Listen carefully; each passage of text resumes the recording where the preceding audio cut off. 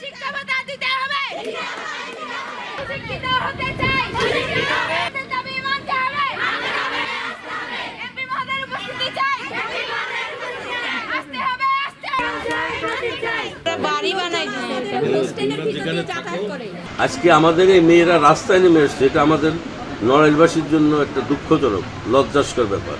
কারণ তারা এখানে পড়তে আসছে বিভিন্ন জেলা থেকে, তাদের খাবার পানি নাই, তাদের থাকার ব্যবস্থা নাই, তাদের নিরাপত্তা নাই, তাদের হুমকি দিচ্ছে, এগুলো দেখার দায়িত্ব কার?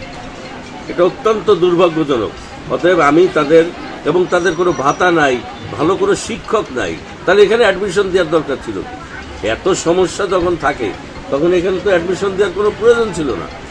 এই বাইরের থেকে এই সমস্ত কোমলমতি মেয়েরা এসে এই ধরনের সাফার করবে, এটা আমরা নিশ্চয়ই এটা আমাদের কারোরই কাম্য নয়। অতএব আমি তাদের কাছ থেকে শুনে সকল সমস্যা আমি লিপিবদ্ধ করলাম এবং আগামীতে ওদের নার্সিং ইনস্টিটিউটের যে প্রধান আছেন ওনাকে নিয়ে আগামীকালকে সকালেই আমি ডিসি মহোদয়ের সঙ্গে দেখা করব, আমি এসপি মহোদয়ের সঙ্গে দেখা করব, আমি সিভিল সার্জন প্লাস সিএস সাহেব তত্ত্বাবধায়ক এদের প্রত্যেকের সঙ্গে আমি দেখা করব। এই সমস্যা কিভাবে সমাধান করবে, এই দ্রুত যেভাবে করতে হয় সেভাবে সে করবে ইনশাআল্লাহ।